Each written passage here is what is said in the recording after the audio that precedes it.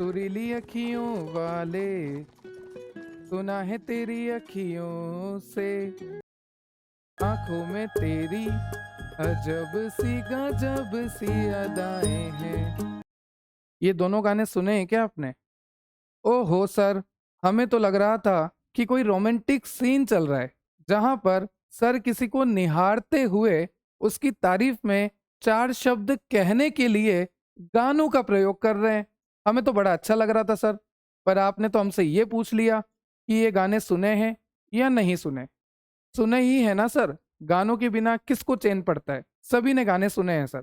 चाहे फिर वो आंखों में तेरी अजब सी गजब सी अदाएं हैं, या फिर वो सुरीली अखियों वाला है। और कोई गाना सुना है आंखों से रिलेटेड? आप लोगों ने सोचो सर, वो भी तो सुना है। ताकते रहते तुझको, ताकना आंखों का काम है, तुम्हें जो मैंने देखा आंखों का काम है। Very good. और कुछ? सर हाँ, तेरे मस्त मस्त दो नैन मेरे दिल का ले गए चैन। अरे ये इसी का तो है, ताकते रहते तुझको। कुछ नया बताओ, सोचो सोचो। आप भी सोचो, आप क्या कर रहे हो? क्या कह रहे हो? अखियों से गोली मारे लड़की कमाल की। अरे माना बैक बेंचर हो, कोई रोमांटिक सॉन्ग बताओ भाई। आप बताओ, मैं भी सोचता हूँ। हाँ ये सॉन्ग अच्छा है, ये सॉन्ग अच्छा है। आंखों में डूब जाने को हम बेकरार बैठे हैं। तो बेकरार क्यों बैठे हो? मैं डुबाता हूँ ना आंखों में। चलो मैं डुबा देता हूँ आंखों में। आंखों में डूब जाने को, जैसा कि मैंने देखा कि आप आंखों में डूबने को बेकरार बैठे हो, तो क्यों ना मैं आपको आंखों में डुबा दूं और आंखों की स्ट्रक्चर बता दूं, आंखों के फंक्शन बता दूं और आंखों के डिसऑर्डर्स बता दूं। जितने भी डिसऑर्डर होते हैं, चाहे वो किसी डिजीज की वजह से हो रहे हैं, चाहे वो किसी कारण की वजह से हो रहे हैं, आई बॉल के साइज को बढ़ने की वजह से, आई बॉल के साइज के छोटे होने की वजह से, कॉर्निया के खराब होने की वजह से, जो भी डिसऑर्डर होते हैं आंखों में, वो सारे डिसऑर्डर पड़ेंगे। और हम देखेंगे कि आंखों में कौन कौन सी स्ट्रक्चर होती है। क्या आंखों में कॉर्निया होता है? क्या आंखों में प्यूपिल होता है? क्या आंखों में आइरिस होती है? और इनका काम क्या होता है? ये जो कोरोइड आंखों में है, इसका क्या काम है? मतलब आपको ये पता तो लग गया कि आंखों में कई तरह की स्ट्रक्चर होती है, जैसे ciliary body, iris, choroid, thick choroid, thin choroid, कई तरह के आपको स्ट्रक्चर देखने को मिलेंगे आईज में। अब इन स्ट्रक्चर का फंक्शन क्या है, किस तरह से ये सारे स्ट्रक्चर आंखों के काम करते हैं, और हमारी आंखों का फंक्शन क्या है, वो सब आज हम देखेंगे इस लेक्चर में। तो आज हम डिटेल स्टडी करेंगे ह्यूमन आई की। आंखों का दीदार करेंगे। क्या करेंगे? आंखों का दीदार करेंगे। चलिए स्टार्ट करते हैं। सर तभी मैं सोचूं कि आप गाना क्यों गा रहे थे। अब हमें क्लियर हुआ कि आपका गाना तो सिर्फ एक बहाना है, असल में आपको तो आंख पढ़ाना है। ठीक है, मुझे आंख ही पढ़ाना है। चलिए आंख को देखते हैं। तो जब मैं मेरी आंखों को देखूंगा, तब मुझे पता लगेगा कि मेरी आंखें जो है स्कल में मिलती है। कहाँ पर मिलती है? स्कल में। क्या बात है सर, हमें तो लगा था घुटनों में मिलती है। अरे सर ये बात तो सभी को पता है कि आंखें जो होती है स्कल में होती है, पर स्कल में भी कहाँ पर? स्कल में ये जो ऑर्बिट होते हैं ना, ये जो गड्ढे आपको दिखाई देते हैं, इनको कहते हैं ऑर्बिट। इस ऑर्बिट के अंदर, ये जो ऑर्बिट आपको दिख रहा है, ये जो ऑर्बिट आपको दिख रहा है, तो इन ऑर्बिट्स के अंदर आपकी आई बॉल प्लेस होती है। आपकी आई बॉल कहां पर होती है? इन ऑर्बिट्स के अंदर होती है। तो अगर आपसे कोई पूछे कि आई बॉल कहां पर होती है, तो आपको क्या बोलना है? हमारा जो स्कल है, उस स्कल में जो ऑर्बिट होता है, उस ऑर्बिट के अंदर आई बॉल्स होती है। और आई बॉल्स जो होती है, उसका शेप होता है स्पेरिकल। कैसा शेप होता है उसका? स्पेरिकल। और इसका जो डायामीटर होता है, हमारी जो आई बॉल का डायामीटर होता है, वो होता है 2.5 सेंटीमीटर। तो अभी तक हमने क्या देखा कि हमारी जो आईज होती है वो कहाँ पर होती है? स्कल में होती है। स्कल में भी कहाँ पर होती है? ऑर्बिट में होती है। और ऑर्बिट में हमारी आई बॉल होती है। उसके बाद हमने देखा इसकी शेप कैसी होती है, स्पेरिकल शेप का होता है। इसका डायमीटर कितना होता है? 2.5 सेंटीमीटर इसका डायमीटर होता है। और ह्यूमन आई जो है एक सेंसरी ऑर्गन है, और इसका काम है विजन का। क्या काम है? देखने का, दीदार करने का। ठीक है, ये सारी बातें क्लियर है। बहुत ही बेसिक सी बातें हैं कि जो ह्यूमन की आई बॉल होती है वो स्कल में होती है, स्कल में भी ऑर्बिट में होती है। उसका साइज जो होता है अगर मैं डायमीटर की बात करूं तो 2.5 सेंटीमीटर होता है। उसका शेप जो होता है वो स्पेरिकल शेप की होती है। कैसे शेप की होती है? स्पेरिकल शेप की होती है। ये एक तरह का सेंसरी ऑर्गन है हमारी बॉडी का, जिसका काम होता है विजन का। क्या काम होता है? विजन का। ठीक है, ठीक है सर, हमें यहाँ तक क्लियर हो गया। अब देखो आई की डेफिनेशन, देखो यहाँ पर सबसे ऊपर लिखी है, an eye is a sensory organ responsible for vision. हमारी जो आंख होती है एक तरह का सेंसरी ऑर्गन है जो कि विजन के लिए रेस्पॉन्सिबल है। हम यहाँ पर लाइट को डिटेक्ट करते हैं और उसको इलेक्ट्रिकल सिग्नल में कन्वर्ट करते हैं। अब इस बात को ध्यान से सुनना, जैसे ही लाइट मेरी आंखों में आती है, जैसे ही कहीं से भी लाइट मेरी आंखों में आती है, तो मेरी आंखों में आने के बाद वो लाइट जो होती है वो कन्वर्ट हो जाती है आपकी इलेक्ट्रिकल सिग्नल में। लाइट जो है, अगर वो लाइट मेरी आंखों में आ रही है तो लाइट मेरी आंखों में आने के बाद कन्वर्ट हो जाती है इलेक्ट्रिकल सिग्नल में। कौन से सिग्नल में कन्वर्ट हो जाती है? इलेक्ट्रिकल सिग्नल में। और ऐसा कौन है जो लाइट को इलेक्ट्रिकल सिग्नल में कन्वर्ट कर देता है मेरी आंखों के अंदर? वो होता है रेटिना। कौन होता है? रेटिना। तो रेटिना मेरी आंखों में एक ऐसा स्ट्रक्चर है जो कि लाइट को कन्वर्ट कर देता है इलेक्ट्रिकल सिग्नल्स में। किस में कन्वर्ट कर देता है? इलेक्ट्रिकल सिग्नल्स में। और ये इलेक्ट्रिकल सिग्नल अल्टीमेटली जाते हैं ब्रेन के पास। किसके पास जाते हैं? ब्रेन के पास। और वहां पे इमेज का फॉर्मेशन होता है। ये बात आपको क्लियर हो गई? ठीक है सर, हमें क्लियर हो गया कि लाइट आपकी आंखों में आ रही है, वो लाइट जो है कन्वर्ट हो जाती है आपके इलेक्ट्रिकल सिग्नल में। और ये लाइट जो है इलेक्ट्रिकल सिग्नल में कन्वर्ट कौन करता है? रेटिना। फिर ये इलेक्ट्रिकल सिग्नल कहाँ पे जाते हैं? ब्रेन के पास जाते हैं और ब्रेन में इमेज का फॉर्मेशन होता है। ये अभी एक हमने मोटा मोटा देखा, ऊपर ऊपर से देखा। ठीक है, ठीक है सर, डेफिनेशन क्लियर हो गई, डायमीटर क्लियर हो गया, शेप क्लियर हो गई, कहां पर होता है ये क्लियर हो गया, क्या काम होता है ये क्लियर हो गया। अब जब मैं आंखों को ध्यान से देखूंगा, जब मैंने इस आई बॉल को निकाला, इस तरह से इस आई बॉल को निकाला, तो जब मैं इस आई बॉल को ध्यान से देखूंगा तब मुझे देखने को मिलेगा कि इसमें तो 3 लेयर है। कितनी लेयर है? 3 लेयर।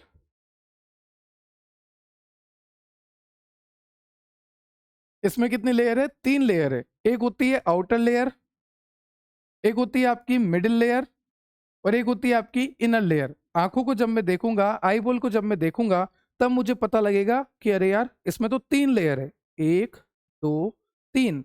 जो सबसे बाहर की लेयर है उसको बोल दिया आउटर लेयर, जो बीच की लेयर है उसको बोल दिया मिडिल लेयर, और जो लास्ट की लेयर है उसको बोल दिया इनर लेयर, सबसे अंदर की लेयर आंख की, है ना।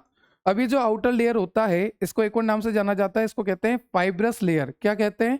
Fibrous layer. Outer layer also known as fibrous layer. और ये जो मिडिल लेयर होती है ये होती है वेस्कुलर लेयर। कौन सी लेयर? Vascular layer. और वेस्कुलर का मतलब होता है कि यहाँ पर ब्लड सप्लाई बहुत ज्यादा है। कौन सी सप्लाई बहुत ज्यादा है? ब्लड सप्लाई बहुत ज्यादा है। तो जब मैं आंख को देख रहा था तब मैंने देखा कि यहाँ पर तो 3 लेयर होती है।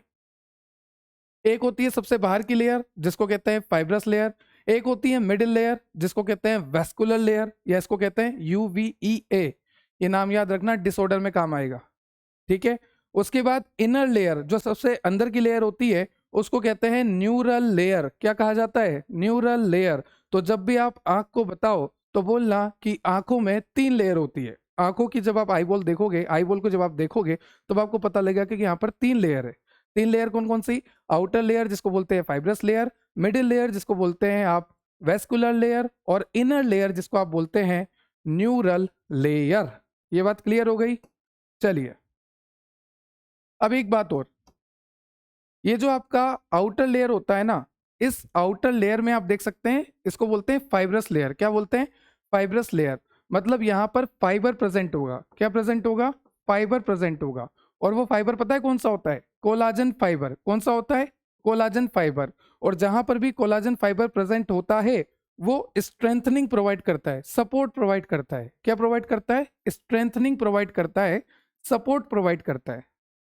ठीक है, तो हमने देखा सबसे पहली लेयर होती है आउटर लेयर, उसको बोलते हैं फाइब्रस लेयर। वहां पर होता है फाइबर। कौन सा फाइबर? Collagen fibre. ये कोलाजन फाइबर जो है सपोर्ट प्रोवाइड करता है, स्ट्रेंथ प्रोवाइड करता है। अब ये जो आउटर लेयर है आपकी, यहाँ पर आंखों के 2 स्ट्रक्चर देखने को मिलते हैं। एक तो आपको देखने को मिलेगा कॉर्निया, और एक आपको देखने को मिलेगा स्क्लेरा। क्या देखने को मिलेगा? स्क्लेरा। अब ये स्क्लेरा क्या होता है?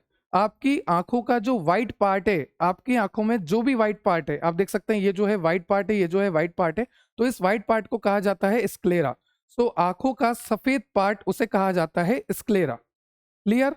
अब ये कॉर्निया क्या होता है ये देखो। सबसे पहले मैं आपको आई बॉल दिखा रहा हूँ, this is my eye ball, है ना। उसके ऊपर मैंने आपको व्हाइट कलर से यहाँ पर दिखा रखा है, तो ये जो व्हाइट कलर से मैंने हाईलाइट किया है ये होता है स्क्लेरा, क्योंकि मैंने आपको बोला कि स्क्लेरा जो होता है व्हाइट पार्ट होता है आंखों का, तो ये स्क्लेरा जो है व्हाइट पार्ट होता है आंखों का। अब ये स्क्लेरा मिलता किसके अंदर है, जैसा कि आप देख सकते हैं ये जो स्क्लेरा है ये मिलता है आपकी फाइब्रस लेयर के अंदर, जो कि आपकी आउटर लेयर होती है। मतलब कि कहीं ना कहीं स्क्लेरा में फाइबर होगा, फाइब्रस कोट होगा, क्योंकि ये फाइब्रस के अंदर मिलता है ना।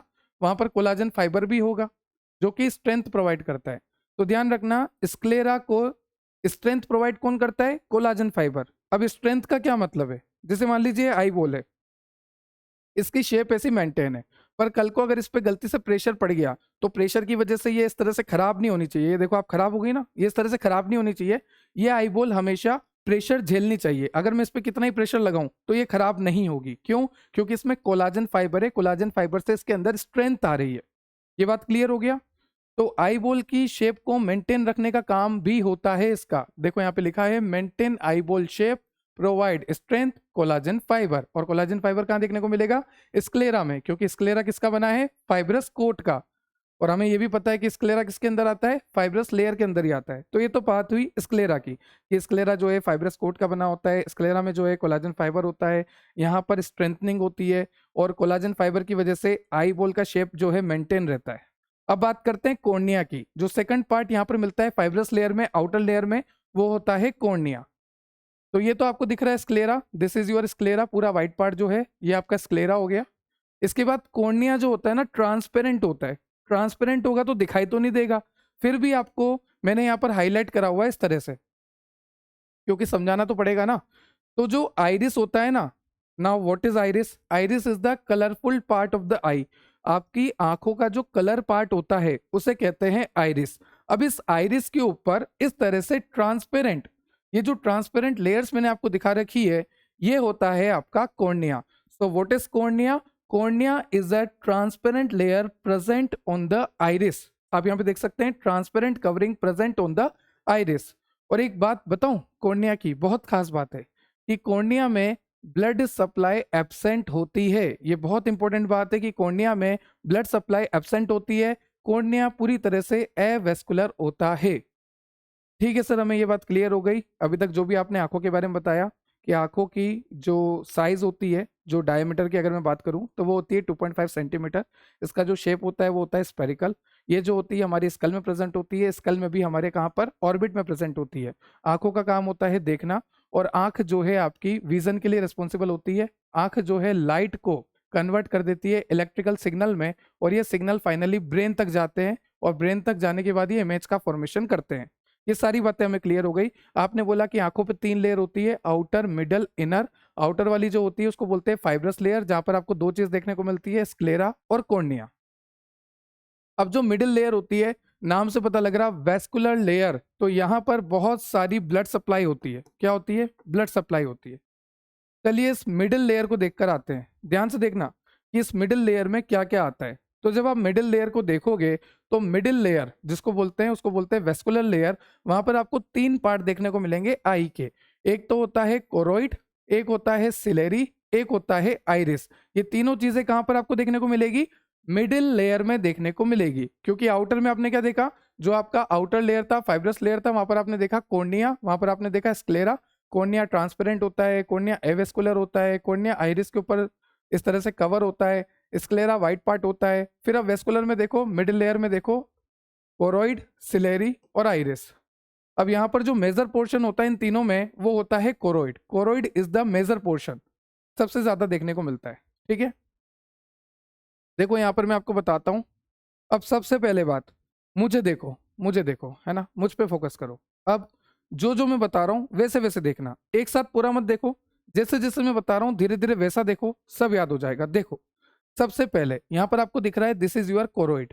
कोरोइड है, और कोरोइड किसका पार्ट है? कोरोइड एक पार्ट है हमारे वेस्कुलर लेयर का, मिडिल लेयर का। तो हम मिडिल लेयर पढ़ने के लिए गए हैं आंख के डायग्राम के ऊपर। तो जब आप मिडिल लेयर को देखोगे, मिडिल लेयर में सबसे पहले आपको यहाँ पे दिखा रखा है कोरोइड। क्या है? कोरोइड। पर ये जो कोरोइड होता है यहाँ पर ये पतला होता है, ये देखो ये पतला है, तो इसको बोला कोरोइड। और ये जो कोरोइड होता है ये कैसा होता है? थिन कोरोइड होता है। कैसा होता है? थिन कोरोइड होता है। ये जो होता है कोरोइड, ये बहुत ही ज्यादा डार्क होता है या फिर डीप ब्राउन कलर का होता है। कैसा होता है? या तो डार्क होता है या फिर आप बोल सकते हैं डीप ब्राउन कलर का होता है। यहाँ पर बहुत ही ज्यादा मेलानिन होता है। क्या होता है? मेलानिन। अब एक बात मेलानिन से रिलेटेड आपको याद रखनी है कि अगर मेलानिन ज्यादा होता है तो स्किन कैंसर के चांसेस कम होते हैं। अगर आपकी स्किन में मेलानिन ज्यादा है मतलब आपका कलर डार्क होता है और उतने ही आपको स्किन कैंसर के चांसेस कम होते हैं। तो आपको देखने को मिलेगा choroid. Choroid is a part of middle layer और we can say vascular layer. फिर हमने देखा जो कोरोइड होता है यहाँ पर ये थिन होता है। कैसा होता है? थिन होता है, मतलब कि पतला होता है। पर कोरोइड जो होता है डार्क कलर का होता है, डीप ब्राउन कलर का होता है। कैसे कलर का होता है? डार्क कलर का होता है, डीप ब्राउन कलर का होता है। और ऐसा क्यों होता है? क्योंकि यहाँ पर मेलेनिन ज्यादा होता है। ठीक है सर, ये बात क्लियर हो गई। अब आगे चले। जब इस कोरोइड को मैं देखूंगा, जब इस कोरोइड के साथ मैं आगे बढ़ूंगा बढ़ूंगा बढ़ूंगा, तब मुझे देखने को मिलेगा कि ये कोरोइड यहाँ पर आके मोटा हो गया। आप देख सकते हैं यहाँ पर आके ये मोटा हो गया। पहले ये कोरोइड कैसा था? पहले ये कोरोइड पतला था। फिर इस कोरोइड के साथ मैं आगे बढ़ता गया बढ़ता गया बढ़ता गया, तो मैंने देखा आगे जाके ये कोरोइड कैसा हो गया? मोटा हो गया। आप देख सकते हैं यहां से भी ये कोरोइड आगे बढ़ता गया बढ़ता गया बढ़ता गया बढ़ता गया, अभी तक पतला है, पर आगे जैसे ही ये गया फाइनल जगह ये गया तो ये कैसा हो गया? मोटा हो गया। मतलब कि जो पहले कोरोइड प्रेजेंट था, यहां पर जो कोरोइड था उसे क्या कहेंगे? थिन कोरोइड, पतला कोरोइड। पर आगे जो कोरोइड है ये कैसा है? थिक कोरोइड, मोटा कोरोइड। ठीक है, ये जो है पतला है, thin choroid thin choroid thin choroid thin choroid. अब आगे जो है ये थिक कोरोइड है। कैसा कोरोइड है? Thick choroid. तो थिक कोरोइड को हम जानते हैं एक और नाम से जिसका नाम है सिलेरी बॉडी। तो आगे जाके यही सिलेरी बॉडी बनाता है। जो आपका थिन कोरोइड होता है ये आगे जाके थिक कोरोइड बनाता है। और ये जो थिक कोरोइड है इसको एक और नाम से जाना जाता है सिलेरी बॉडी। क्लियर? ठीक है सर। थिन कोरोइड समझ में आ गया, थिक कोरोइड समझ में आ गया। थिक कोरोइड आगे जाके सिलेरी बॉडी बनाता है। और ये जो सिलेरी बॉडी होती है ना, अभी के लिए इतना याद रखो कि ये सिलेरी बॉडी एक्वस ह्यूमर को प्रोड्यूस करती है। क्या प्रोड्यूस करती है? एक्वस ह्यूमर को प्रोड्यूस करती है। ठीक है सर, ये थिन कोरोइड हो गया, आगे जाके थिक कोरोइड हो गया। थिक कोरोइड को सिलेरी बॉडी बोल दिया जो कि एक्वस ह्यूमर को प्रोड्यूस करती है। अब उसके बाद आप देख सकते हैं दिस इज योर आइरिस। यहाँ पर आगे जो है आइरिस कनेक्ट होता है, ये आपका आइरिस पार्ट है ना? ये आपका आइरिस पार्ट है। जैसे मान लीजिए ये आइरिस है, ये आइरिस है, दोनों मिला के आइरिस बना रही है। बीच में एक छोटा सा गैप है, ये जो मेरा माइक है ये छोटा सा गैप है ना, ये बीच में एक छोटा सा गैप है ना? या फिर आप इसको बोल लीजिए ये जो ब्लैक पेन है ये बीच में एक छोटा सा गैप है। ठीक है, अब देखिए ये दोनों मिला के क्या है? आइरिस है। अब ये आइरिस जब पास आएगी तो ये बीच का छेद छोटा हो जाएगा। जब ये आइरिस दूर जाएगी तो ये बीच का छेद बढ़ जाएगा। अब देखिए ये आइरिस पास आ रही है पास आ रही है पास आ रही है, तो ये बीच का छेद खत्म। अब ये आइरिस दूर जा रही है दूर जा रही है दूर जा रही है, तो ये बीच का छेद बढ़ गया। इसका मतलब क्या होता है मैं आपको और अच्छे से समझाता हूँ। जैसे मान लीजिए अभी मैं सारी लाइट बंद करता हूँ, ध्यान से देखिएगा। अभी मैं आपके लिए लाइट्स बंद कर रहा हूँ, तो जैसे ही यहाँ पर लाइट्स ऑफ हो गई आपको एकदम अंधेरा हो गया। और अंधेरे में क्या हुआ? आपको देखने के लिए मेहनत करनी पड़ रही है। क्यों? क्योंकि अभी तक तो क्या था? ब्राइट लाइट थी, अभी तक तो बहुत सारी लाइट थी, तो मैं भी अच्छे से दिख रहा था, आपको बोर्ड भी अच्छे से दिख रहा था। पर अब क्या हुआ? लाइट बंद हो गई। तो लाइट बंद होने की वजह से पता है क्या हुआ? आपका प्यूपिल डायलेट होना स्टार्ट हो गया। आपका प्यूपिल डायलेट होना स्टार्ट हो गया, क्योंकि अगर आपको अंधेरे में ज्यादा देखना है तो उस कंडीशन में आपका प्यूपिल जो है डायलेट हो जाएगा। क्या हो जाएगा? डायलेट हो जाएगा। और फिर जैसे ही मैं लाइट्स को ऑन करूंगा वापस आपका प्यूपिल जो है कॉन्स्ट्रिक्ट हो जाएगा। अब आप बोलोगे सर ये प्यूपिल क्या है? ध्यान से सुनना। मैंने आपको क्या बोला था? मैंने आपको बोला था आइरिस। ये आइरिस हो गया। इसके बीच में मैंने आपको बोली थी एक छेद होता है, एक ओपनिंग होती है। उसी ओपनिंग को, उसी छेद को कहा जाता है प्यूपिल। सो प्यूपिल is a dark opening in the centre of iris. Iris के जस्ट बीच में, ये आइरिस का पार्ट है, ये भी आइरिस का पार्ट है, आइरिस के जस्ट बीच में एक ओपनिंग होती है, उसी ओपनिंग को प्यूपिल कहा जाता है। तो प्यूपिल जो है अंधेरे में, अभी अंधेरा हो चुका है तो मेरा प्यूपिल जो है डायलेट हो चुका है, एकदम डायलेट। पर जैसे ही मैं लाइट्स को ऑन करूंगा, लाइट को ऑन करते ही मेरा प्यूपिल वापस कॉन्स्ट्रिक्ट होने लगेगा, छोटा होने लगेगा। ठीक है, तो ये जो प्यूपिल का साइज बढ़ रहा है, ये जो प्यूपिल का साइज कम हो रहा है, डायलेट हो रहा है, कॉन्स्ट्रिक्ट हो रहा है, इसको कंट्रोल कौन करता है? इसको कंट्रोल करता है आपका आइरिस। कौन कंट्रोल करता है? आइरिस। ठीक है, इसको एक और एग्जांपल से समझाता हूँ। जैसे मान लीजिए हाईवे पे मैं कार चला रहा हूँ, ठीक है, मैं कार चला रहा हूँ हाईवे पे, बहुत अच्छी बात है, अंधेरा हो रहा है, मस्त मैं गाने सुनते हुए कार चला रहा हूँ। तो अंधेरा हो रहा है तो मेरी प्यूपिल कैसे हो जाएगी, डायलेट हो जाएगी, आंखें इस तरह से प्यूपिल जो है डायलेट हो जाएगी ताकि मुझे सब अच्छे से दिख सके, है ना। मैं कार चला रहा हूँ, अंधेरा हो रहा है, मेरी प्यूपिल जो है डायलेट हो चुकी है। अब मान लीजिए गलती से कोई सामने से रॉन्ग साइड आ गया और हाई बीम ऑन करके आ गया। अब जैसे ही उसने हाई बीम ऑन करी, मेरी आंखों में एकदम रोशनी पड़ी और मुझे एकदम ऐसा हो गया, क्यों? क्योंकि अभी तक मेरी प्यूपिल डायलेट थी। क्यों डायलेट थी? क्योंकि अंधेरा था। पर जैसे ही एकदम रोशनी आई तो मेरी प्यूपिल बोले अरे कॉन्स्ट्रिक्ट होने का टाइम तो दो। तो मेरी प्यूपिल ऐसी हो गई, एकदम आंखों में ऐसा ऐसा हो गया कि यार क्या है ये, बंद करो इसको, बंद करो, है ना। तो जब कभी भी अंधेरे में एकदम लाइट ऑन करी जाती है तब आपकी आंखों को भी ऐसा ही होता है, थोड़ा एडजस्ट करने का टाइम चाहिए होता है। क्योंकि उस टाइम आपका प्यूपिल पहले तो क्या था, अंधेरे में डायलेट था प्यूपिल, पर जैसे ही लाइट ऑन होती है प्यूपिल को कॉन्स्ट्रिक्ट होना पड़ता है। तो एडजस्ट होने के लिए टाइम चाहिए होता है, इसलिए आंखों में एकदम ऐसे देखने में नहीं आता है। क्लियर? तो प्यूपिल के साइज को कौन संभालता है कि प्यूपिल बड़ा होगा, छोटा होगा, प्यूपिल डायलेट होगा, कॉन्स्ट्रिक्ट होगा, तो ये सारा मैनेज करता है आइरिस। तो हमने देखा 3 पार्ट, कोरोइड यहाँ पर थिन होता है, फिर आगे जाके यही कोरोइड थिक हो जाता है जिसको बोलते हैं सिलेरी बॉडी, फिर होता है आपका आइरिस जो कि प्यूपिल के डायलेशन और कॉन्स्ट्रिक्शन को कंट्रोल करता है। ये हमने देखी आंखों की सेकंड लेयर जिसको बोलते हैं मिडिल लेयर, और we can say vascular layer जिसको बोलते हैं UVEA। अब उसके बाद आपको दे रखा है न्यूरल लेयर जिसको बोलते हैं इनर लेयर, सबसे अंदर की लेयर। सबसे बाहर क्लियर हो गया कॉर्निया स्क्लेरा, बीच वाला क्लियर हो गया choroid, ciliary body, iris. Choroid जो होता है थिन होता है, सिलेरी बॉडी जो है थिक कोरोइड होती है, और आइरिस जो होता है कलरफुल पार्ट होता है आई का। और ये आइरिस जो है कंट्रोल करता है आपके प्यूपिल के साइज को, कि वो डायलेट होना चाहिए, कॉन्स्ट्रिक्ट होना चाहिए, वो कंट्रोल कौन करेगा? आपका आइरिस। फिर होता है आपका इनर लेयर जिसको बोलते हैं न्यूरल लेयर। अब इसके अंदर क्या क्या देखने को मिलता है? ऑप्टिक डिस्क, फोविया, मैक्यूला और रेटिना। इन सबको बहुत ही डिटेल में हम पढ़ेंगे, तो कमर कस लो और अच्छे से समझने की तैयारी करो। अभी तक आपको कुछ पार्ट तो क्लियर हो गया, जैसे कोरोइड हो गया, आपका आइरिस हो गया, आपका प्यूपिल हो गया, आपका सिलेरी बॉडी हो गया, और हमने ये भी देखा कि सिलेरी बॉडी जो है एक्वस ह्यूमर बनाता है, हमें बस इतना पता है। अब देखो ये ब्लड वेसल आपको दिख रही है, ठीक है sir, blood vessel, blood supply है, ठीक है, नॉर्मल है। उसके बाद मैक्यूला, मैक्यूला लूटिया, इसका पूरा नाम क्या होता है? मैक्यूला लूटिया। और ये कहां पर प्रेजेंट होता है? Present at the centre of retina, retina के जस्ट सेंटर में प्रेजेंट होता है मैक्यूला लूटिया। और इस मैक्यूला लूटिया का काम होता है कि ये लाइट एनर्जी को कन्वर्ट कर दे इलेक्ट्रिकल सिग्नल में। जो भी आपकी आंखों में लाइट आ रही है ना, ठीक है, तो वही लाइट इलेक्ट्रिकल सिग्नल में कौन कन्वर्ट करता है? रेटिना। ये मैंने आपको पहले भी बता दिया कि जैसे ही लाइट हमारी आंखों में आती है, उस लाइट को इलेक्ट्रिकल सिग्नल में कन्वर्ट करने का काम होता है रेटिना का, ठीक है। और रेटिना के जस्ट सेंटर में आपको देखने को मिलता है मैक्यूला लूटिया, और इसी मैक्यूला लूटिया की वजह से आपको इमेज जो है शार्प दिखती है और क्लियर दिखती है। अगर मुझे कोई इमेज एकदम क्लियर दिख रही है, एकदम शार्प दिख रही है, तो किसका थैंक यू करूं? मैक्यूला लूटिया का। उसके बाद यहाँ पर ऑप्टिक नर्व होता है, ये मैं आपको बाद में बताऊंगा। यहाँ पर रेटिना होता है, इसको भी हम डिटेल स्टडी करेंगे। कोरोइड आपने देख लिया, स्क्लेरा आपने देख लिया, sclera is the white part of the eye, है ना। उसके बाद एक होता है कंजक्टिवा, क्या होता है? कंजक्टिवा या कंजक्टाइवा बोल लो। तो ये कंजक्टिवा जो होता है ये म्यूकस रिलीज करता है। आंखों में एक स्ट्रक्चर होती है जिसका नाम होता है कंजक्टिवा, ये जो है म्यूकस को रिलीज करता है। ये होता है थिन ट्रांसपेरेंट म्यूकस मेम्ब्रेन। क्या होती है? Thin transparent mucus membrane. तो कंजक्टिवा और कुछ नहीं, एक थिन, एक पतली सी ट्रांसपेरेंट म्यूकस मेम्ब्रेन है। और अगर म्यूकस मेम्ब्रेन है तो क्या रिलीज करेगी? म्यूकस ही रिलीज करेगी। और ये म्यूकस प्रोटेक्शन के काम करता है, आंखों को लुब्रिकेशन करने का काम देता है, मतलब कि आंखों में लुब्रिकेशन रहे। कभी आपने देखा है क्या आंखें ड्राई हो गई?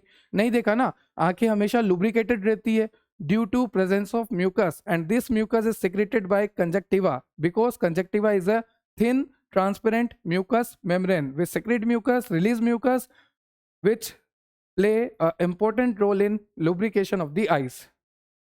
Clear? चलिए, कंजक्टिवा क्लियर हो गया। अब मैंने आपको बोला था कॉर्निया, कॉर्निया जो होता है ट्रांसपेरेंट होता है, कॉर्निया जो होता है आइरिस के ऊपर होता है, कॉर्निया जो होता है इसमें ब्लड सप्लाई एब्सेंट होती है, एवेस्कुलर होता है। ये सारी बातें तो आपको पता है। और कॉर्निया जो होता है आउटर लेयर में मिलता है। अब कॉर्निया की अगर मैं बात करूं तो ये क्लियर होता है, ऑब्वियसली ये ट्रांसपेरेंट है तो क्लियर होगा, है ना। डोम शेप का होता है, किस शेप का होता है, डोम शेप का होता है।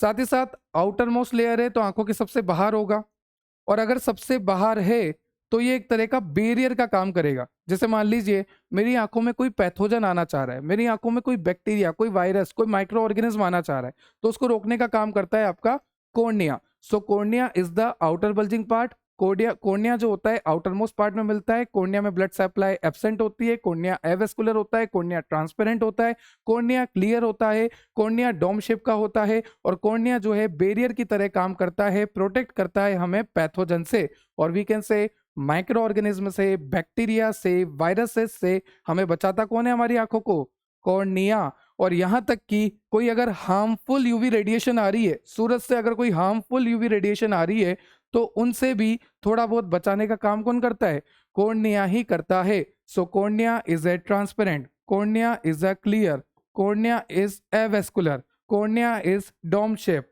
Cornea is outer layer of front of eye, cornea act as a barrier, protect from pathogen, and cornea also filter the UV rays which is harmful for eye। ठीक है, clear.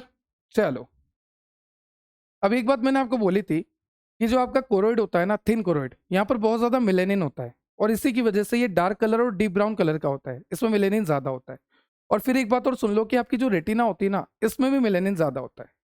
तो ये melanin ज्यादा होने से क्या मतलब है कि ये जो रेटिना है इसमें मिलेनिन ज्यादा है, ये जो रेटिना है इसमें मिलेनिन ज्यादा है, ये जो आपका थिन कोरोइड है, थिन कोरोइड, इसमें भी मिलेनिन ज्यादा है।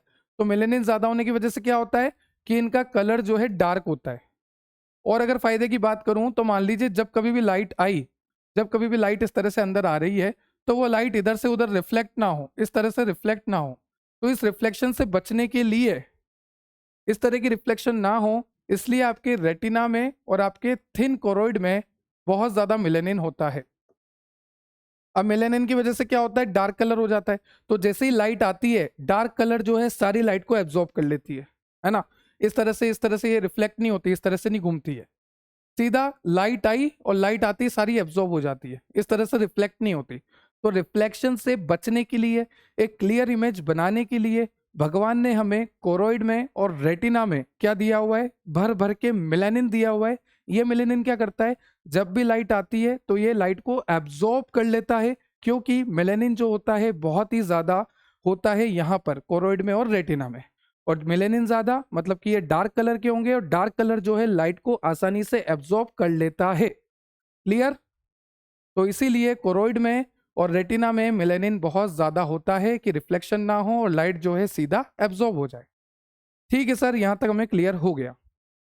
एक बार देख लेते हैं, प्यूपिल आप लोगों को क्लियर है, मेलेनिन आप लोगों को क्लियर है, कोरोइड आप लोगों को क्लियर है, रेटिना आप लोगों को क्लियर है, कॉर्निया आप लोगों को क्लियर है, कंजक्टाइवा आप लोगों को क्लियर है, स्क्लेरा क्लियर है, कोरोइड क्लियर है। अब उसके बाद यहाँ पर आपको दे रखा है एक्वस ह्यूमर। यहाँ पर आपको क्या दे रखा है, एक्वस ह्यूमर, ये देख सकते हैं, ये आपको एक्वस ह्यूमर दे रखा है।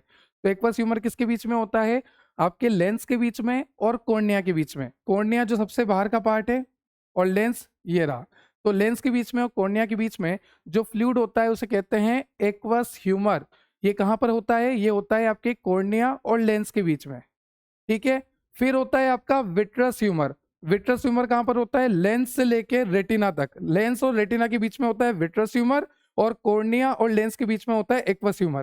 तो अगर आपसे कोई पूछे एक्वस ह्यूमर कहाँ, तो एक्वस ह्यूमर होता है कॉर्निया और लेंस के बीच में। और विट्रस ह्यूमर कहाँ, विट्रस ह्यूमर होता है लेंस और रेटिना के बीच में। आप देख सकते हैं ये लेंस है, ये रेटिना है, तो लेंस और रेटिना के बीच में विट्रस ह्यूमर, ये कॉर्निया है और लेंस है, तो कॉर्निया और लेंस के बीच में एक्वस ह्यूमर होता है। क्लियर। अभी सर ह्यूमर होते क्या है, एक तरह से तो ये पानी ही होते हैं, है ना। और आपको ये तो मैंने बता ही दिया था कि ये जो एक्वस ह्यूमर है ये रिलीज कौन करेगा, आपकी सिलेरी बॉडी, है ना। अब विट्रस ह्यूमर को देखते हैं। तो जब मैं विट्रस ह्यूमर को देखता हूं जो कि लेंस और मुझे रेटिना के बीच में देखने को मिलता है, तब मुझे पता लगता है कि ये ट्रांसपेरेंट होता है। विट्रस ह्यूमर कैसा होता है, ट्रांसपेरेंट होता है। साथ ही साथ ये लेंस और रेटिना के बीच में होता है, ये ट्रांसपेरेंट होता है, लेंस और रेटिना के बीच में होता है। ये जेल लाइक सब्सटेंस होता है, कैसा होता है, जेल लाइक सब्सटेंस होता है।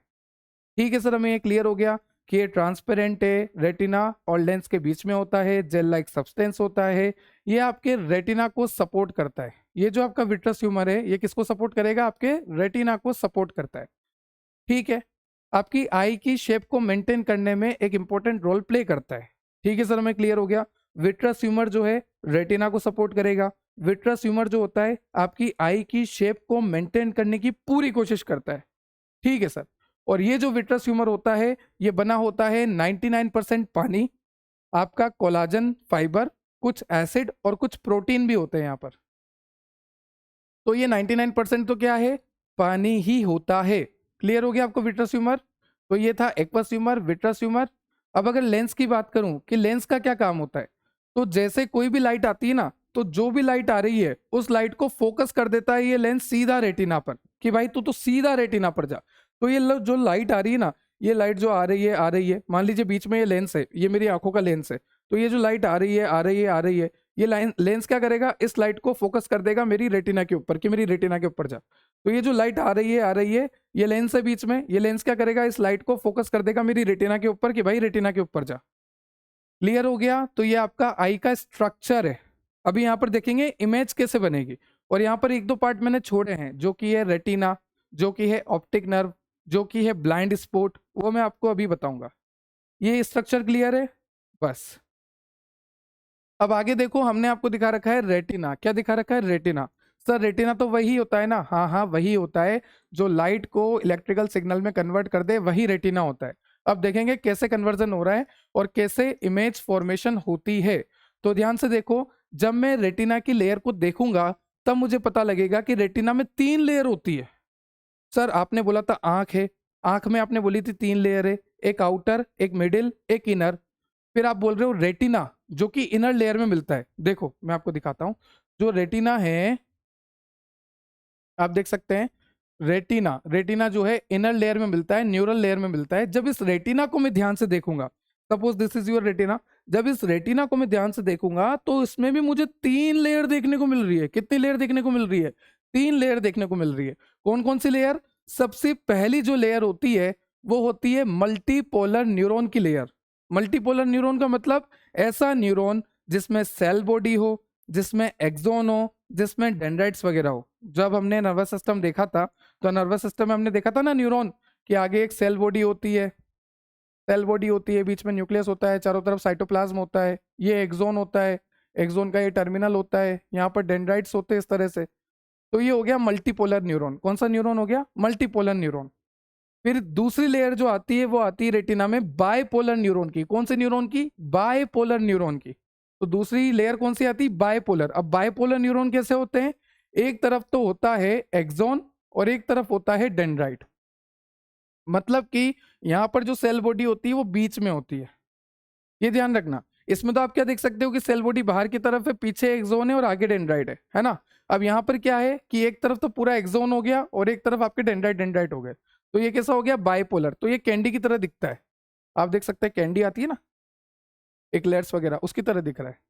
तो सबसे पहली लेयर कौन सी होगी? सबसे पहली लेयर होगी आपकी मल्टीपोलर न्यूरॉन की। फिर उसके बाद लेयर कौन सी होगी? आपकी बाइपोलर न्यूरॉन की लेयर हो गई। हम क्या देख रहे हैं? रेटिना। रेटिना में 3 लेयर होती है। सबसे पहली लेयर हो गई आपकी मल्टीपोलर न्यूरॉन, सेकंड लेयर होगी आपकी बाइपोलर न्यूरॉन, और जब मैं सबसे अंदर जाऊंगा तब मुझे देखने को मिलेगा फोटो रिसेप्टर लेयर। कौन सी लेयर? Photo receptor layer. और यहां पर मुझे 2 तरह की सेल्स देखने को मिलेगी। कितनी तरह की सेल्स देखने को मिलेगी? 2 तरह की सेल्स देखने को मिलेगी। एक होती है रोड सेल, एक होती है कोन सेल। देखो मैंने यहाँ पर लिखा है कि जब मैं फोटो रिसेप्टर लेयर तक पहुंचूंगा, जब मैं सबसे अंदर की लेयर तक पहुंचूंगा तब मुझे देखने को मिलेगा, एक तो होती है रोड सेल, एक होती है कोन सेल। अब रोड सेल कैसी होती है? इस तरह से रोड सेल होती है, ये आपकी रोड सेल हो गई। और कौन सेल कैसी होती है? इस तरह से कौन सेल होती है, ये आपकी कौन सेल हो गई। तो ये होती है रोड सेल, ये होती है कौन सेल। इस तरह की सेल्स आपके प्रेजेंट होती है फोटो रिसेप्टर लेयर में। और ये दोनों ही सेल लाइट सेंसिटिव होती है। कैसी होती है? लाइट सेंसिटिव होती है। ठीक है सर, हमें क्लियर हो गया। सबसे पहली लेयर हो गई आपकी मल्टीपोलर न्यूरॉन, फिर अगली लेयर आई बाइपोलर न्यूरॉन। फिर अगर उधर की तरफ से देखूं, उधर की तरफ से, रेटिना की उधर की तरफ से, तो सबसे बाहर की लेयर है ये, है ना। तो इसको बोलते हैं फोटो रिसेप्टर लेयर। कौन सी लेयर? Photo receptor layer. तो जब लाइट आ रही है सबसे पहले मल्टीपोलर न्यूरॉन वाली पे आ रही है, फिर आपके बाइपोलर न्यूरॉन पे आ रही है, फिर सबसे अंदर जा रही है जिसको बोलते हैं फोटो रिसेप्टर लेयर। कहाँ पे जा रही है? Photo receptor layer. और फोटो रिसेप्टर लेयर में दो तरह की सेल्स देखने को मिल रही है, एक होती है रोड सेल, एक होती है कोन सेल। रोड की स्ट्रक्चर ये रही, कोन की स्ट्रक्चर ये रही। ठीक है, अब ये दोनों ही सेल जो होती है लाइट सेंसिटिव होती है। ठीक है सर, चलिए दोनों सेल के बारे में जानते हैं। अब ये रोड सेल की अगर मैं बात करूं तो ये रोड सेल जो होती है ज्यादा होती है as compare to cone cell. मैंने आपको क्या बोला कि फोटो रिसेप्टर लेयर में दो तरह की सेल होती है, रोड सेल और कोन सेल। अब कौन सी सेल का नंबर ज्यादा होता है? आपकी जो रोड सेल्स होती है उसका नंबर ज्यादा होता है, इसका जो नंबर है वो ज्यादा होता है as compare to cone cell. ठीक है, यहां पर जो आपकी रोड सेल होती है, माना कि रोड सेल का नंबर ज्यादा होता है, नंबर क्या होता है इसका? ज्यादा होता है। और रोड सेल में जो प्रोटीन मिलता है उसको बोलते हैं रोडोप्सिन। क्या बोलते हैं? रोडोप्सिन। तो देखो यहाँ पर लिखा है, यहाँ पर हमें एक लाइट सेंसिटिव प्रोटीन मिलता है जिसको बोला जाता है रोडोप्सिन। क्या बोला जाता है? रोडोप्सिन। और ये जो रोड सेल्स होती है ये मोर अबंडेंट होती है as compare to cone cell. तो कोन सेल से ज्यादा कौन? Rod cell. और यहाँ पर प्रोटीन कौन सा मिलता है? रोडोप्सिन। अब नाम से पता लग रहा है रोड सेल। तो जब मैं अंधेरी रात में रोड पर जाऊंगा तब ये सेल्स एक्टिवेट होगी। तो जब डीम लाइट विजन होता है, जब अंधेरा होता है, लाइट्स वगैरह नहीं होती, तो डीम लाइट विजन में ये वाली सेल्स एक्टिवेट होती है जिनको बोलते हैं रोड सेल। और इसके अंदर भी कौन? रोडोप्सिन। और ये किसके लिए रिस्पॉन्सिबल है? डीम लाइट विजन के लिए रिस्पॉन्सिबल है। जब रात का नज़ारा देखना है, नाइट विजन देखना है, तो ये वाली जो सेल्स है वो रिस्पॉन्सिबल होती है। और जो रात का नज़ारा होता है, डीम लाइट विजन होता है, नाइट विजन होता है, उस विजन को कहा जाता है स्कोटोपिक विजन। क्या कहा जाता है? Scotopic vision. ये बात क्लियर हो गई।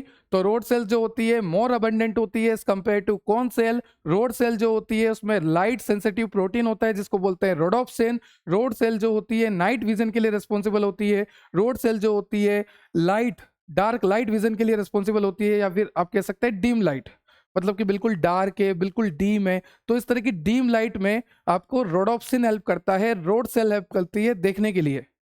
और इस तरह की विजन को कहते हैं स्कोटोपिक विजन। क्लियर? सर ये तो रोड सेल्स की बात हो गई, चलो कौन सेल को भी देख लेते हैं। ठीक है, कौन सेल को देख के आते हैं।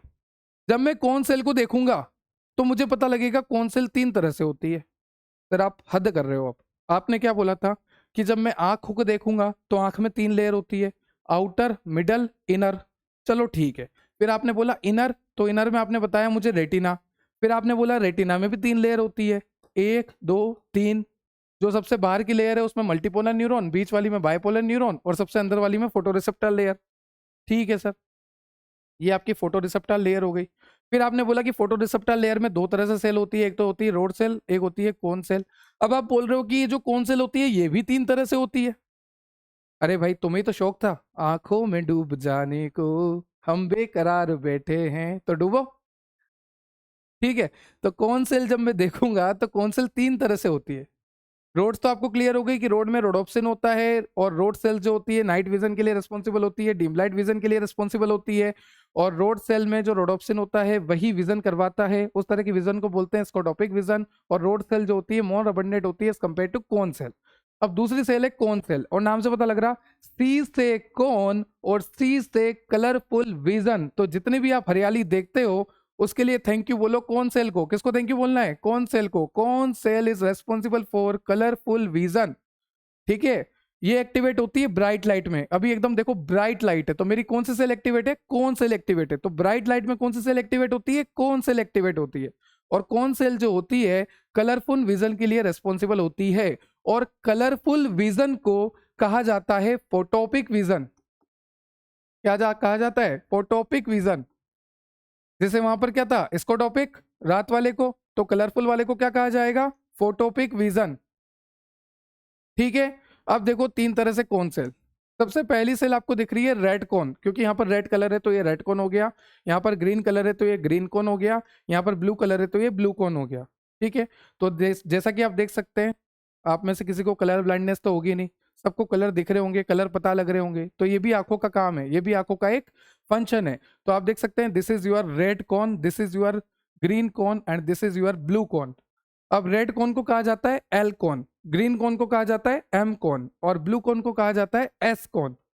अब ये एल एम एस का मतलब क्या हो गया? एल का मतलब हो गया लॉन्ग, एम का मतलब हो गया मीडियम और एस का मतलब हो गया शॉर्ट।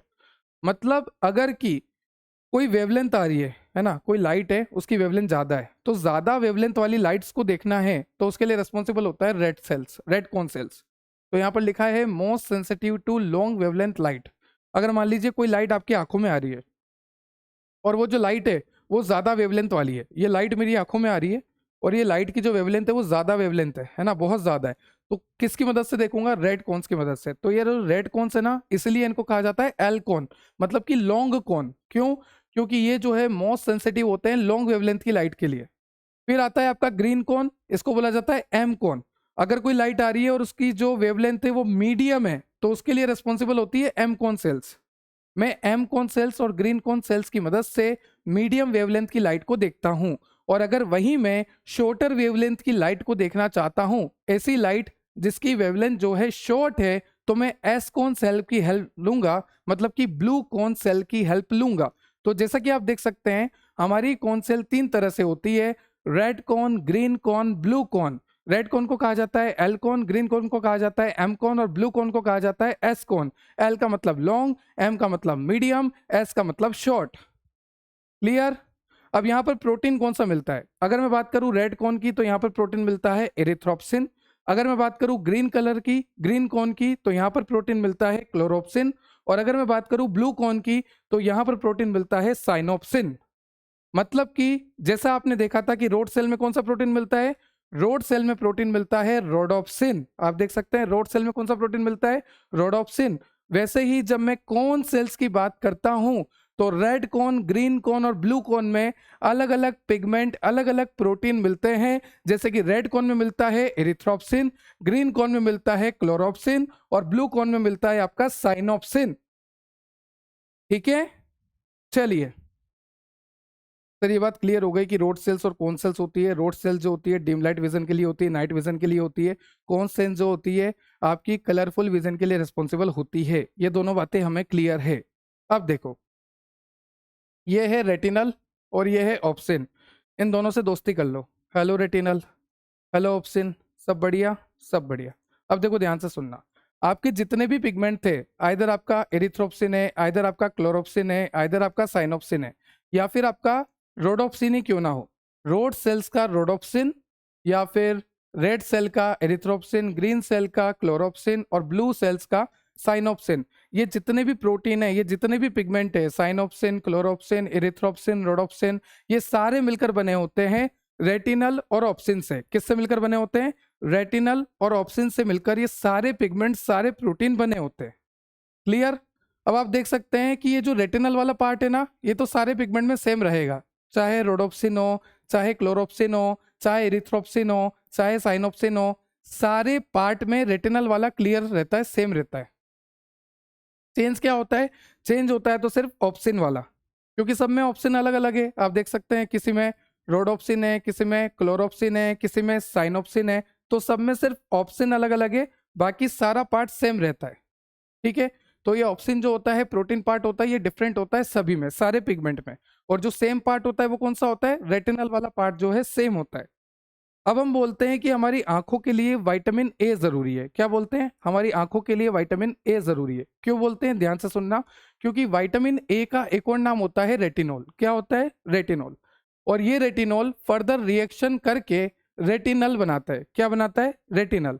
अभी पहले वो क्या था? रेटिनॉल, मतलब उसमें क्या था? एल्कोहलिक ग्रुप था। अब वो क्या हो गया? रेटिनल, मतलब उसमें कौन सा ग्रुप आ गया? एल्डिहाइड ग्रुप आ गया। तो जब भी हम विटामिन ए लेते हैं, विटामिन ए हमारी बॉडी में जाता है, मतलब कि रेटिनॉल हमारी बॉडी में जाता है, और हमारी बॉडी में जाने के बाद ये रेटिनॉल कन्वर्ट हो जाता है रेटिनल में। किस में कन्वर्ट हो जाता है? रेटिनल में। और मैंने आपको बोला कि चाहे कोई सा ही प्रोटीन हो, चाहे कोई सा ही पिगमेंट हो, रेटिनल तो उसमें होता ही होता है, और रेटिनल इसलिए जरूरी होता है। क्लियर? चलिए, तो हम ये बोल सकते हैं कि जो रेटिनल है ये विटामिन ए का ही डेरिवेटिव है, विटामिन ए से ही बना है। आप देख सकते हैं विटामिन ए को रेटिनॉल कहते हैं और रेटिनॉल से ही रेटिनल बना है, तो हमने लिख दिया कि retinal is a derivative of vitamin A. Clear? चलिए, अब ये देखेंगे कि इमेज का फॉर्मेशन कैसे होता है, हमारी आंखों में जो इमेज बनती है वो कैसे बनती है। इधर तो डर का माहौल चल रहा है, लाइट ब्लिंक हो रही है हल्की, है ना। ये देखो, ये देखो। चलो इमेज बना लेते हैं इससे पहले कि लाइट हमें बना जाए। तो जैसे ही लाइट आ रही है, ये लाइट आ रही है ना, ये लाइट आ रही है।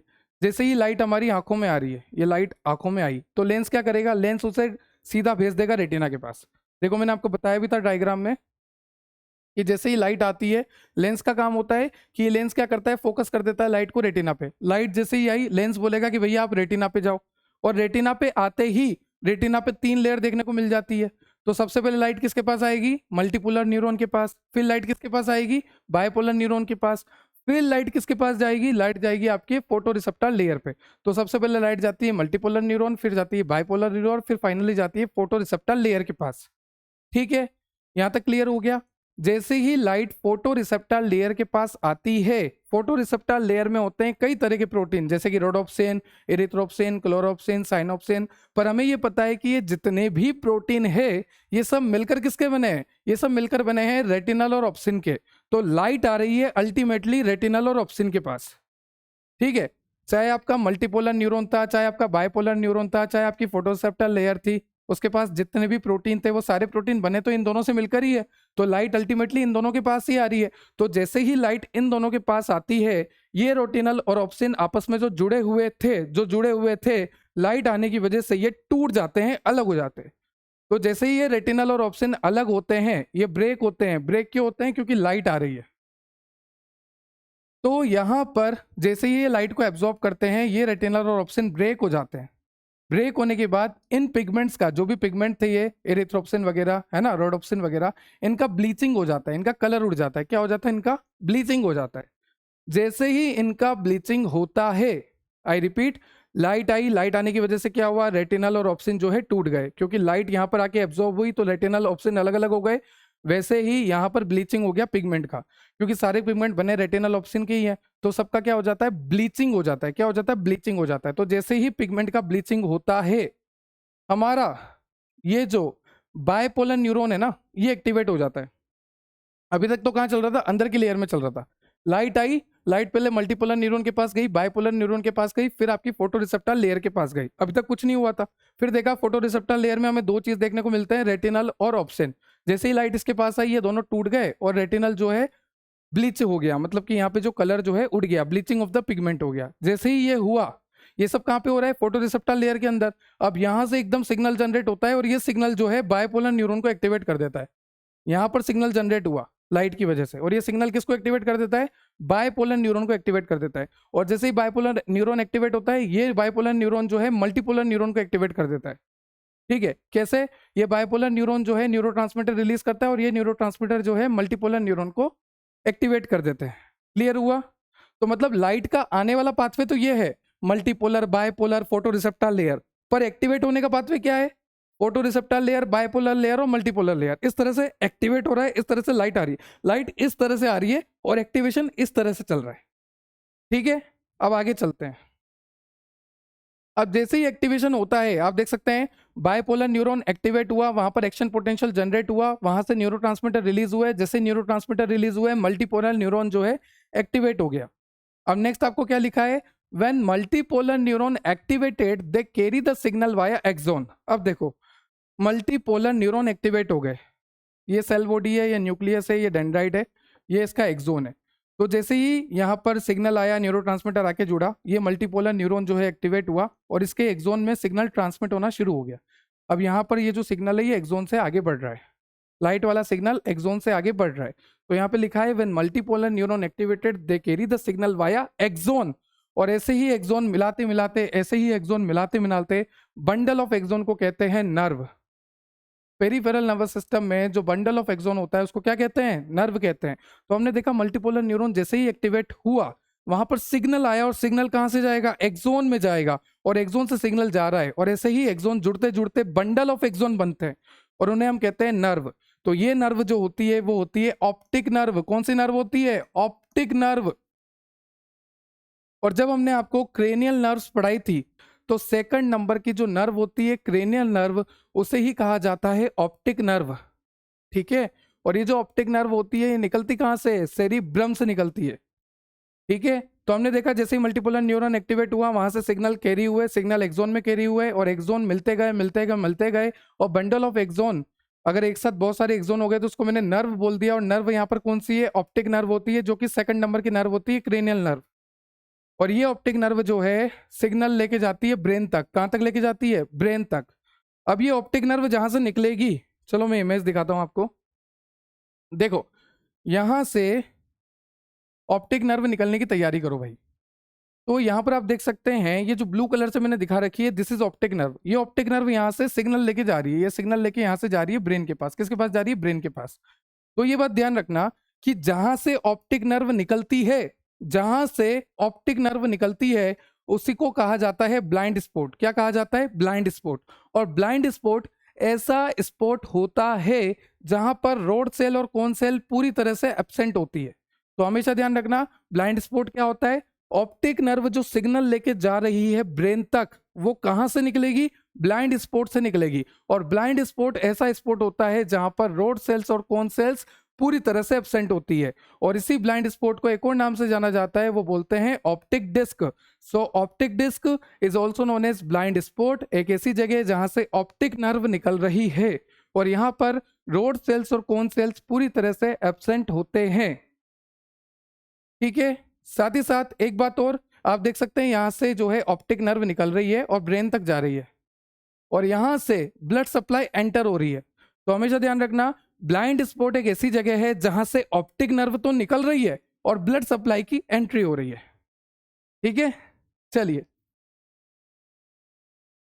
तो यहां पर यही मैंने बता रखा है कि ब्लाइंड स्पॉट एक ऐसा स्पॉट होता है जहां से ऑप्टिक नर्व निकलती है। The area where optic nerve leaves called blind spot या फिर ऑप्टिक डिस्क, जहां पर रोड्स और कौन सेल एब्सेंट होती है और यहाँ से ब्लड वेसल की एंट्री भी होती है। ये भी मैंने आपको बता दिया। और ये ऑप्टिक नर्व कहाँ ले जाएगी? ब्रेन तक ले जाएगी और ब्रेन में जो है इमेज का फॉर्मेशन हो जाता है।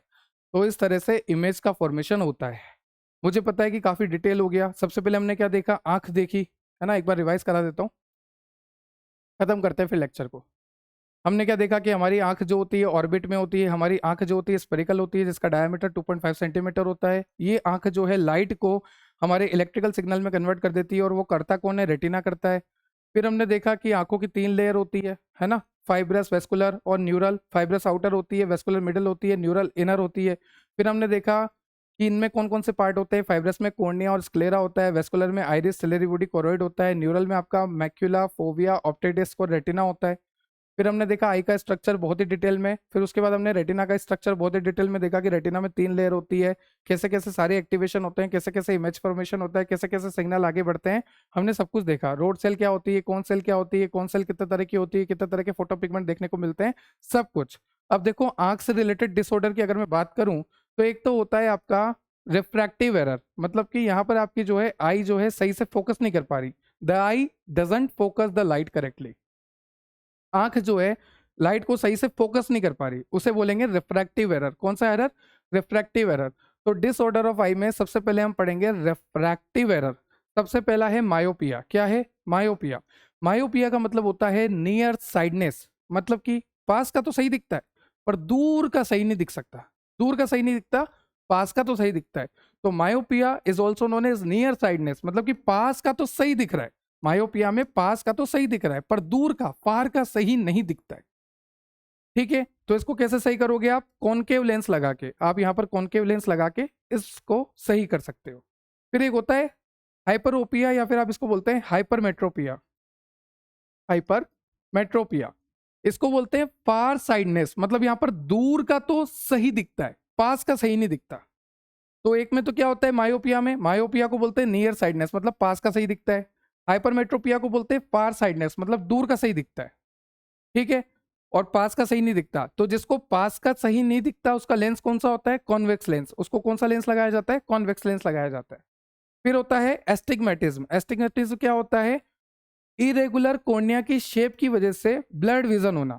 कॉर्निया का जो शेप है, कॉर्निया जो ट्रांसपेरेंट है, जो आइरिस के ऊपर होता है, जो एवेस्कुलर होता है, उसका इरेगुलर शेप होने की वजह से कॉर्निया का शेप कैसा होता है? Dome shape. पर डोम शेप ना होकर उसका कोई इरेगुलर शेप हो जाए तो उस कंडीशन को कहते हैं एस्टिग्मेटिज्म, जहां पर ब्लड इमेज बनती है, ब्लड विजन आता है, धुंधला धुंधला दिखता है। फिर आता है प्रेसबायोपिया। प्रेसबायोपिया का मतलब है कि मायोपिया और हाइपोमेट्रोपिया दोनों साथ में हो जाए, मतलब कि पास का भी सही नहीं दिख रहा, दूर का भी सही नहीं दिख रहा, अगर ये दोनों एक साथ हो जाए तो इसको बोलते हैं प्रेसबायोपिया। ये एड्स रिलेटेड डिसऑर्डर है, बूढ़ों में ज्यादातर देखने को मिलती है और इसको सही करने के लिए लेंस लगाया जाता है जिसको बोलते हैं बायफोकल लेंस। बायफोकल लेंस, जहां पर ऊपर की तरफ तो कॉनकेव लेंस होता है और नीचे की तरफ कॉन्वेक्स लेंस होता है। तो हमने देखा मायोपिया नियर साइडनेस, मतलब पास का सही दिखता है, दूर का सही नहीं दिखता। फिर हाइपरमेट्रोपिया फार साइडनेस, दूर का सही दिखता है, पास का सही नहीं दिखता। फिर एस्टिग्मेटिज्म, जिसमें कॉर्निया का शेप ही बिगड़ गया, इरेगुलर हो गया। फिर प्रेस बायोपिया, जिसमें दोनों हो गया, मायोपिया भी हो गया, हाइपरमेट्रोपिया भी हो गया, जो कि एज रिलेटेड है। इसमें बायफोकल लेंस यूज करते हैं जिसमें कॉनकेव ऊपर होता है, कॉन्वेक्स नीचे होता है। मायोपिया को सही करने के लिए कॉनकेव लेंस और हाइपरमेट्रोपिया को सही करने के लिए कॉन्वेक्स लेंस यूज करा जाता है। ये सारे डिसऑर्डर किस में देखे? रिफ्रैक्टिव एरर में। फिर सेकंड है आपका आई इन्फेक्शन एंड इन्फ्लामेशन। तो देखो आंखों में इन्फेक्शन हो जाता है, आंखों में इन्फ्लामेशन हो जाता है। ये किसकी वजह से होता है? ये बैक्टीरिया की वजह से, वायरस की वजह से, या कोई पैथोजन जो कि हमें नुकसान पहुंचाए उसकी वजह से।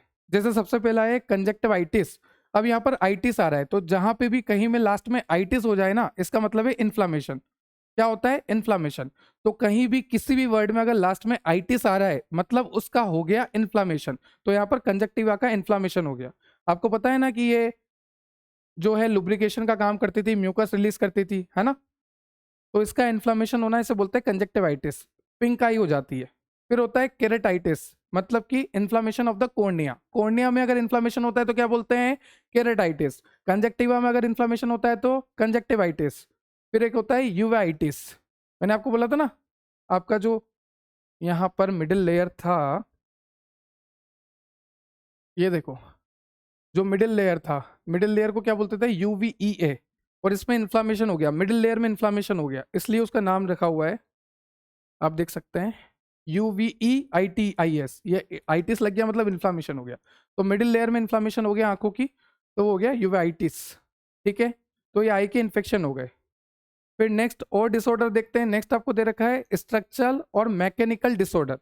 मतलब कि कैटेरेक्ट खराब हो गया, मान लो आपकी आंखों की स्ट्रक्चर में कैटेरेक्ट खराब हो गया, मोतियाबिंद जिसको कहते हैं, क्लाउडी इमेज बन रही है। फिर उसके बाद ग्लूकोमा हो गया। ग्लूकोमा क्या होता है? इंट्रा ऑक्यूलर प्रेशर बढ़ने की वजह से। जैसे मान लीजिए मेरी आंख है, आंख में क्या होता है? एक्वस ह्यूमर होता है, विट्रस ह्यूमर होता है, उन सबका फ्लूइड जो है मेंटेन रहता है, ना वो ज्यादा होता है ना वो कम होता है। मेरी आंखों में जो एक्वस ह्यूमर है, जो विट्रस ह्यूमर है, उनका फ्लूइड मेंटेन रहता है। अगर वो बढ़ जाता है ना गलती से, तो इंट्रा ऑक्यूलर प्रेशर बढ़ जाता है, मतलब कि आंखों के अंदर प्रेशर बढ़ जाता है, प्रेशर बढ़ जाता है। और इस इंट्रा ऑक्यूलर प्रेशर के बढ़ने की वजह से मेरी ऑप्टिक नर्व डैमेज हो जाती है। वही ऑप्टिक नर्व जो सिग्नल ले जाने वाली होती है ब्रेन तक, वही डैमेज हो जाती है। तो ध्यान रखना, आईओसी बढ़ने की वजह से, इंट्रा ऑक्यूलर प्रेशर बढ़ने की वजह से, इंट्रा ऑक्यूलर और प्रेशर का पी है ना, आईओसी इंट्रा ऑक्यूलर प्रेशर बढ़ने की वजह से ऑप्टिक नर्व डैमेज हो जाती है, उसको कहते हैं ग्लूकोमा। कब होता है ये? ग्लूकोमा के केस में ऐसा होता है। फिर नेक्स्ट है आपका मैक्यूलर डीजनरेशन। जो आपका मैक्यूला होता है ना, वो डिजनरेट हो जाता है, जिसकी वजह से आपको सेंट्रल विजन लॉस हो जाता है। तो ये आपके मैकेनिकल डिसऑर्डर, मतलब कि कैटेरेक्ट खराब हो गया, ग्लूकोमा हो गया, मैक्यूलर डिजनरेशन हो गया। फिर होता है systemic disease related I disorder. मतलब आपको कोई बीमारी हो रही है, जैसे मान लीजिए डायबिटीज हो रहा है, तो डायबिटीज अगर किसी पेशेंट को है और वो डायबिटीज बहुत ही सीवियर हो चुका है, तो उस कंडीशन में हो जाता है डायबिटिक रेटिनोपैथी, मतलब कि damage to retinal blood vessel from diabetes. फिर नेक्स्ट आपको दे रखा है हाइपरटेंसिव रेटिनोपैथी। हाइपरटेंसिव रेटिनोपैथी मतलब किसी बंदे का अगर ब्लड प्रेशर ज्यादा है, तो ब्लड प्रेशर ज्यादा होने की वजह से उस बंदे में हो जाता है हाइपरटेंसिव रेटिनोपैथी, रेटिना खराब हो जाता है। तो डायबिटीज होने की वजह से भी रेटिना में ब्लड सप्लाई की दिक्कत आ रही है, और आपके हाइपरटेंसिव रेटिनोपैथी होने की वजह से भी रेटिना खराब हो रहा है। मतलब कि हम देख रहे हैं कि दूसरी बीमारियों की वजह से, किसी को डायबिटीज है, किसी को ब्लड प्रेशर ज्यादा है, मतलब कि हाइपरटेंशन है, तो दूसरी बीमारियों की वजह से हमारी आंख खराब हो रही है। तो यहाँ पर लिखा हुआ है systemic disease related I disorder. मतलब कि डिजीज से आंखों में क्या क्या दिक्कत हो सकती है? तो डायबिटीज से हो सकता है डायबिटिक रेटिनोपैथी, हाइपरटेंशन से हो सकता है हाइपरटेंसिव रेटिनोपैथी, और थायराइड में अगर प्रॉब्लम है तो भी आपकी आंखें खराब हो सकती है। ग्रेव्स डिजीज हो सकता है, मतलब कि अगर मान लीजिए थायराइड की कोई प्रॉब्लम है, तो उस कंडीशन में क्या होता है? आपकी आंखें जो है बाहर आने की तैयार होती है, मतलब कि bulging eyes, protrude from I socket. ये जो आपका आई सॉकेट है, जिसको हमने बोला ऑर्बिट, स्कल का जो ऑर्बिट है ना, इससे आंखें बाहर, ज्यादा बाहर दिखने लगती है। ये जो कंडीशन है ये क्या है, थायराइड आई डिजीज। तो हमने देखा thyroid eye disease, hypertensive, diabetic retinopathy, macular degeneration, glaucoma, cataract, uveitis, केरेटाइटिस, conjunctivitis और मायोपिया, हाइपरमेट्रोपिया, एस्टिग्मेटिज्म, प्रेस बायोपिया, ये सारे डिसऑर्डर ऑफ आई हो गए। अब फंक्शन की बात करूं तो आंखों का काम है देखना। तो सबसे पहले देखो लिखा हुआ है देखना, विजन, फिर कलर को परसेप्शन करना, कलर का पता लगाना, फिर एक्सप्रेशन और कम्युनिकेशन, है ना। ये जो आई एक्सप्रेशन भी हम देते हैं, है ना, वो सारे। फिर मोशन डिटेक्शन, कोई मूवमेंट है तो हमें पता लग जाता है, कोई स्टैटिक है तो हमें पता लगता है। तो मोशन का डिटेक्शन करना, कलर का डिटेक्शन करना, किसी को देखना। देखो आई के क्या क्या काम है, जेन्युइन काम बता रहा हूं। किसी को देखना, मोशन का डिटेक्शन करना, कलर का पता लगाना, साथ ही साथ एक्सप्रेशन देना, कम्युनिकेशन करना। आंखों के सारे हम कर लेते हैं ना, बंक कर लें क्या, कर लेते हैं, बंक कर लेते हैं, है ना, ऐसे। फिर एक होता है सबसे मेन, वो होता है regulation of circadian rhythm. Circadian rhythm का मतलब होता है आपका एक तरह से स्लीप वेक साइकिल आप बोल सकते हैं। जैसे अगर रोशनी है तो मुझे पता लग रहा है कि हाँ दिन का माहौल है, रोशनी है, कोई दिक्कत वाली बात नहीं है। पर रोशनी बंद हो जाती है तो मुझे पता लगता है कि भाई अंधेरा हो चुका है, अब सोने का टाइम हो चुका है। तो सर्काडियन रिद्म को भी कौन कंट्रोल करेगा, आपका आई ही कंट्रोल करता है एक तरह से। क्योंकि जब आप देखोगे तब आपकी आंखों में लाइट जाती है, और लाइट जाती है तब आपको पता लगता है कि अच्छा ऐसा हो रहा है या ऐसा नहीं हो रहा। सुबह हो रही है तो उजाला है, रात हो रही है तो अंधेरा है, अंधेरा है मतलब आपको सोना है। तो ये आपकी जो बॉडी की 24/7 की जो साइकिल है, सर्काडियन रिद्म है, इसको भी आंखों के द्वारा ही कंट्रोल किया जाता है, क्योंकि आंखों में लाइट आती है। तो आज के लेक्चर में हमने काफी डिटेल स्टडी करी, जहां पर हमने देखा आई का स्ट्रक्चर, आई के फंक्शन, रेटिना को डिटेल स्टडी करी, आई की लेयर्स को डिटेल स्टडी करी, आई के डिसऑर्डर को डिटेल स्टडी करी। आई होप आपको लेक्चर क्लियर हुआ होगा। अगर आपको लेक्चर से रिलेटेड कोई भी डाउट है तो आप कमेंट सेक्शन में कमेंट कर सकते हैं। ये नोट्स आपको मिलेंगे www.depthofbiology.com वेबसाइट पे। तो subscribe and share for more, ताकि ऐसी वीडियो मैं आपके लिए और लेकर आता रहूं। Have a nice day, have a good day. जय श्री राम। Thank you.